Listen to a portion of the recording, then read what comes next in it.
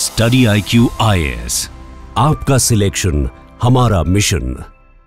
नमस्कार दोस्तों जैसा कि हम सब जानते हैं पाकिस्तान के साथ इस समय वॉर की सिचुएशन बनी हुई है। तो जो एक्सटर्नल थ्रेट है उसको तो हमारी सेना निपटेगी, लेकिन हमारे देश का जो इंटरनल सिक्योरिटी है, ध्यान रखिएगा, वो और भी ज़्यादा मायने रखता है। बहुत सारी जाने गई हैं इतने वर्षों में अगर आप इंटरनल सिक्योरिटी की बात करें, और इसी को देखते हुए फाइनली एक बहुत बड़ा मैसिव ऑपरेशन हमारी सिक्योरिटी एजेंसीज के द्वारा लॉन्च किया गया है ताकि मॉइस्ट को खत्म किया जा सके। आप देख सकते हो खबर, सरेंडर और पेरिश, 10,000 सोल्जर्स एनसर्कल मॉइस्ट इन बिगेस्ट एवर ऑपरेशन। तो थोड़ा सा इसको डिटेल से समझेंगे कि एग्जैक्टली हो क्या रहा है यहाँ पर और किस जगह ये किया जा रहा है, इसका इंपैक्ट क्या होगा। चलिए शुरुआत करते हैं, लेकिन उससे पहले आप सबको बता दूं, आप में से जो भी लोग यूपीएससी की प्रिपरेशन कर रहे हैं, हमारे जो फाउंडेशन बैचेस हैं, जैसे 2026 का फाउंडेशन बैच, उसको अवेल करिए, या फिर 2027 की तैयारी कर रहे हैं तो वो भी अवेलेबल है। बस आपको यूज करना है ये code Ankit live to get maximum discount. और ध्यान रखिएगा, इसमें कंप्लीट प्रिपरेशन कराई जाती है, प्रीलिम्स, मेंस, इंटरव्यू, सब कुछ। तो चलिए शुरुआत करते हैं।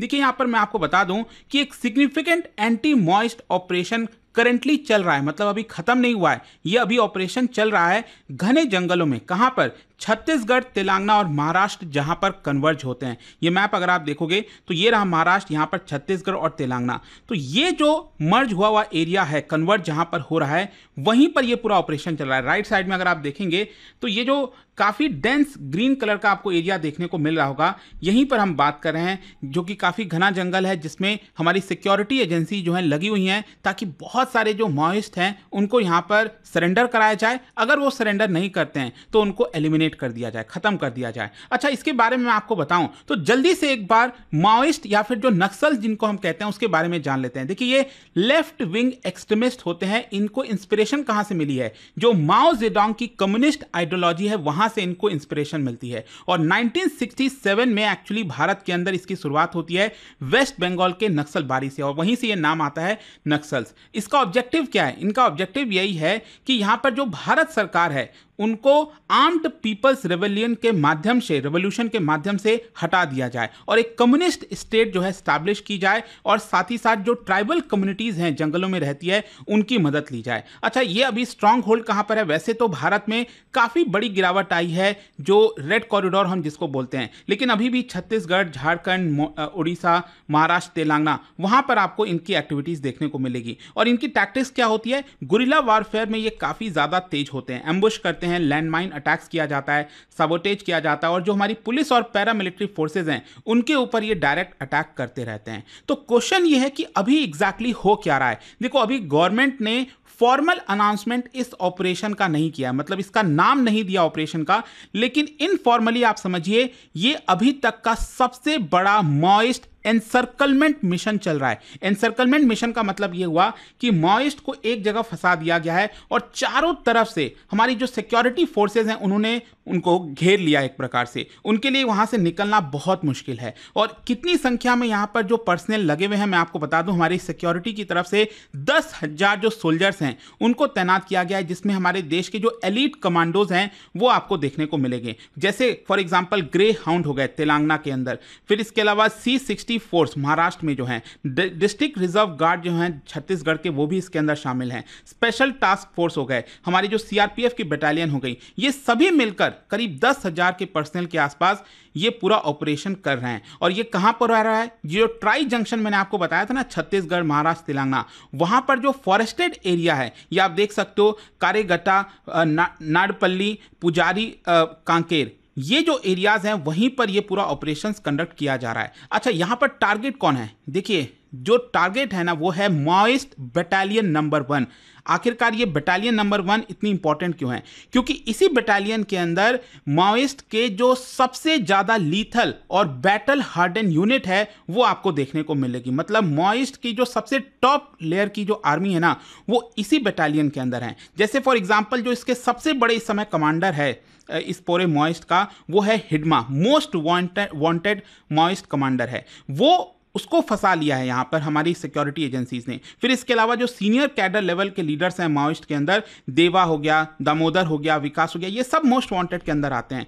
तो ये सबको ट्रैप कर लिया गया है। अब ट्रैप करने का मतलब क्या है? मतलब फॉरेस्ट एरियाज में बेसिकली क्या है कि वहां पर कुछ जो प्लेट्यू जैसा आपको देखने को मिलता है, जो थोड़ा सा लोअर लेवल के जो माउंटेनियस रीजन टाइप्स के होते हैं ना, प्लेट्यू बेसिकली, तो वो आपको देखने को मिलते हैं, वहां पर ये है और उसके चारों तरफ इनको घेरा गया है। कुछ इस प्रकार से आप देख सकते हो, मतलब थोड़ा सा हिली रीजन है, तो ऊपर की तरफ कहीं ना कहीं ये जो मॉइस्ट है वो छुपे हुए हैं और नीचे से चारों तरफ से, मतलब इसके पूरा एनसर्कलमेंट जिसको कहते हैं ना, चारों तरफ से इनको घेरा जा चुका है। अच्छा, यहां पर मैं आपको थोड़ी सी और डिटेल बताऊं तो देखो यहां पर प्रॉब्लम क्या है कि जो टेरेन है वो थोड़ा सा टफ है, क्योंकि माओइस्ट ने बहुत सारे लैंड माइंस और जो आईडीज हैं वो यहां पर बिछा रखे हैं। मतलब हमने ट्रैप तो इनको कर लिया है, लेकिन हमारी जो सिक्योरिटी एजेंसीज हैं वो इतने आसानी से ऊपर की तरफ जा नहीं पाएंगी, क्योंकि यहां पर उनको ट्रैप किया जा सकता है, क्योंकि यहां पर बहुत सारे लैंड माइंस आईडीज इन्होंने बिछा रखे हैं, जो कि अगर आप जाओगे तो कभी भी वो ब्लास्ट हो सकता है। तो ये एक सबसे बड़ी वहां पर प्रॉब्लम देखने को मिलेगी, और इसी की वजह से जो सिक्योरिटी फोर्सेज हैं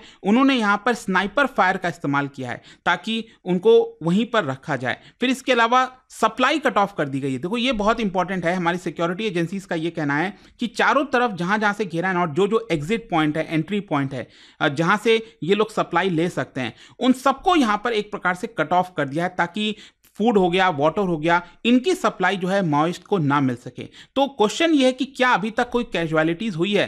देखो अभी तक ये जो टारगेट किया जा रहा है ना, इसमें 3 जो वुमेन माओइस्ट हैं वो मारी गई हैं, और एक सेपरेट ऑफेंसिव चल रहा है बीजापुर के अंदर छत्तीसगढ़ में, वहां पर 5 जो माओइस्ट हैं वो अभी तक मारे जा चुके हैं। अच्छा, यहां पर हमारी जो सिक्योरिटी फोर्सेज हैं वो साइकोलॉजिकल वॉर भी कर रही हैं। मतलब एक प्रकार से जो फोर्सेज हैं वो लाउडस्पीकर्स के माध्यम से, ड्रोन्स के माध्यम से मैसेजेस डिलीवर कर रही हैं माओइस्ट को, और कह रही हैं कि आप पीसफुली सरेंडर कर दीजिए। मतलब उनका कहना है कि सरेंडर और पेरिश, या तो आत्मसमर्पण कर दो या तो आप खत्म हो जाओगे। यही उनके पास 2 ऑप्शन है, क्योंकि जैसा मैंने आपको बताया इनको पूरी तरह से घेरा जा चुका है, इनके पास ऑप्शन ही नहीं है कि वहां से वो निकलकर भाग सकें। अच्छा, क्वेश्चन ये कि क्या इसमें कोई रिस्क है? देखो अभी भी रिस्क है, चैलेंजेस भी हैं, क्योंकि एक तो मैंने आपको बताया ये बहुत ज़्यादा थिक फॉरेस्ट वाला एरिया है, जिसकी वजह से मोबिलिटी थोड़ी सी डिफिकल्ट होती है, आना जाना, और जो सैटेलाइट से ट्रैकिंग वगैरह की जा सकती थी वो यहाँ पर थोड़ा मुश्किल हो जाता है घने जंगल होने की वजह से।